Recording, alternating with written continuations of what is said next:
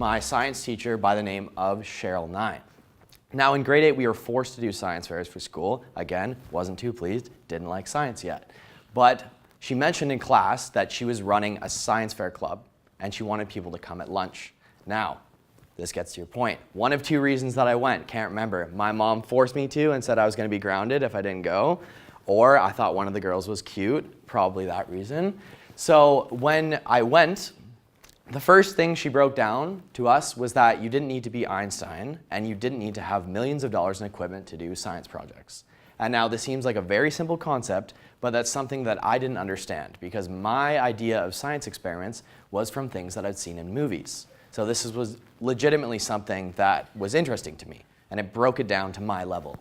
Second thing, after she explained the general idea of what Science Club was took each student individually and asked you what you liked. Now, as I mentioned, I didn't like science, but I thought microscopes were cool. So what we did is she said, okay, you think microscopes are cool, we're gonna buy you a microscope. So she didn't actually buy one. She went to another school, rented me a microscope, and she said, okay, what do you wanna do with it? And we started talking about science. We got on the topic of chemistry. I thought my parents made me every day go on the driveway and sprinkle salt so ice wouldn't freeze. And I thought this was cool. So then I thought, okay, does something other than salt do this? Another thing that I loved in grade 8, sugar. So I thought, okay, I'm wondering if, sorry, I'm wondering in grade 8 if sugar does the same thing.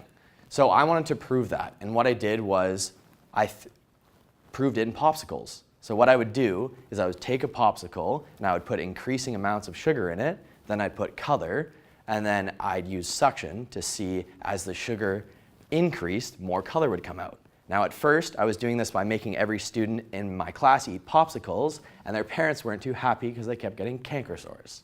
So what I did with my dad was I took his shop vac from our garage and then customized it to provide equal amounts of suction to the popsicles. Now, obviously, I went into a bit more science with this project, learned the chemistry behind how it happened and such. This led me to an embarrassing grade 8 photo of myself. And 2010, September, that's when I met Cheryl.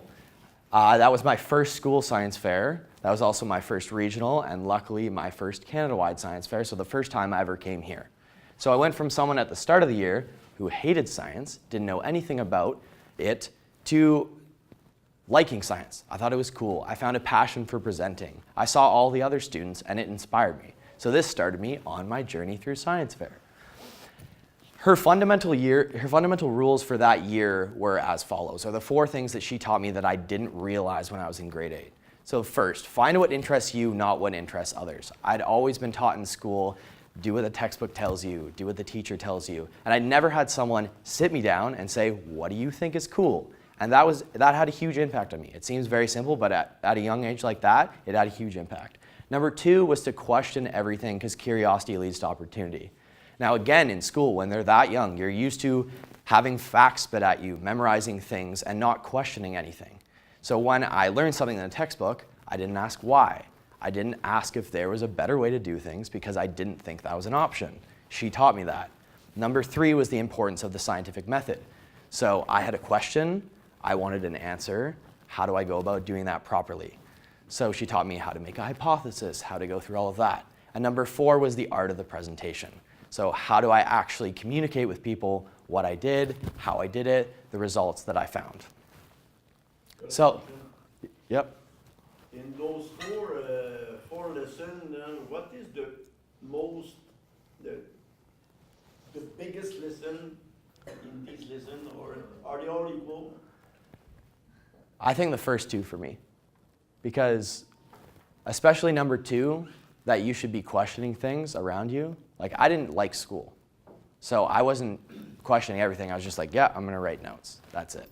But when she actually made me start to question things in class, then I started learning better. And then because I applied the schoolwork to things outside and started Googling things and realizing why, then I tried harder in school and I learned better. And then number 1, also find what interests you. In school, no one tells you to do that. I'm doing sports that I like. I'm doing soccer, I like basketball, but no one's actually asking me what in science do you like? So that was one of the other huge things for me. And then the 3rd and 4th come after that. So that was more to do with science fair. So this now is my journey. So in grade 8, that was what I just presented to you the first time I met Cheryl. I came back in grade 9, came back in grade 11, came back in grade 12. What happened in grade 10? Tried to be a pro soccer player, didn't work out. Failed miserably, that's why I'm here. So throughout this process, she taught me more than just those fundamental skills. She broke down it in extreme detail and added difficulty for each year, but she left all the decisions up to me, and she really influenced me to do everything. So I broke down what I thought summarized her fundamental things through all of these years through high school into 3 major categories. So number 1 was to do with the science fair projects and what I call as systematic science. So within that category, scientific method. What steps should you do when you have a question, to go through, to break down a science project, to get to a solution? Number 2 was a need that matters. In grade 8, I did something that I thought was cool, but then I realized that the actual implications of what I did weren't very important, except if kids like popsicles. So then I went and I started to realize what need matters, what can influence people, what can impact the world, and I started picking needs that better suited problems. So I started looking for problems that had impact. Next was the importance of my data set. So when I was doing science and I wanted to prove something, that I had to have a certain amount of samples for it to make sense, consistency, things like that. And then the last thing is what I called sexy stats. So what this was on a board, I have to present my statistics to look attractive to people.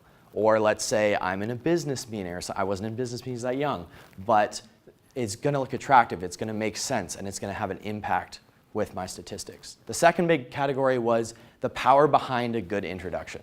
The first thing in science fair was she literally made me practice 100 handshakes, I'm not even kidding you, to make sure that I had a firm handshake and I'd look the person in the eyes, because the first introduction to your judge, to your colleague, anyone, it's very important to assert yourself. And then reaching out to professors was one thing at a young age was extremely important for me. So how to email them, what do you say? Do you go to their lab? Do you phone them? Don't bug them, be professional, stuff like that. And it really gave me good opportunities within my science fair projects to reach out to these professors and try and work with them. And then the last one was that your neighbor could be your next boss. And she always thought that this was super important. No matter if they're 5 years younger than you, they're 40 years older than you, she always said, the person to your right, you shake their hand, you introduce yourself, and you ask what they like to do. And that has been extremely important even after I got out of high school. The last thing is that staring failure in the face. So in grade 8, I got extremely frustrated when I failed, and I didn't like it, but as I learned, she always used to say that 100 failures equaled 1 success. And once I actually started to embrace that and learn that from failing it actually became success, and I used persistence to fight through that, that's when I started succeeding the most. So I went from a grade 8 student that hated science to today being a biomedical engineer that loves medical devices. So I applied all the skills that she taught me to now being in a profession to do a STEM. So on the left was I got an opportunity in Toronto last month to work with a team of surgeons to make a medical device that is currently hopefully going through the patenting process. And on the right was volunteering in a lab where we were building low-cost prosthetics for developing countries. Now, after high school, I wanted to become a mentor because what Cheryl did for me, I wanted to do for other students because it had a massive impact on my life. So the first thing I did was I went back to my high school and I asked students who like science, tried to get people into science fair, and went through the presentation, the scientific method, everything that she taught me. But then I realized that I missed Canada-wide Science Fair way too much. So I applied to be an ambassador in 2016 in Montreal, got the position, and just fell in love with it. So I continued to mentor high school students, but the ambassador position to me was very important because you're not only looking after the kids, they're asking you questions about post-secondary, how you do research, stuff like that, and I just really liked the amount of impact that you could have in a short time. I was an ambassador last year as well, and now currently I am an ambassador coordinator. So from becoming a mentor, I think that there's 5 key fundamental points that are almost misconceptions and should be understood on both the mentorship side of things and the kids side of things.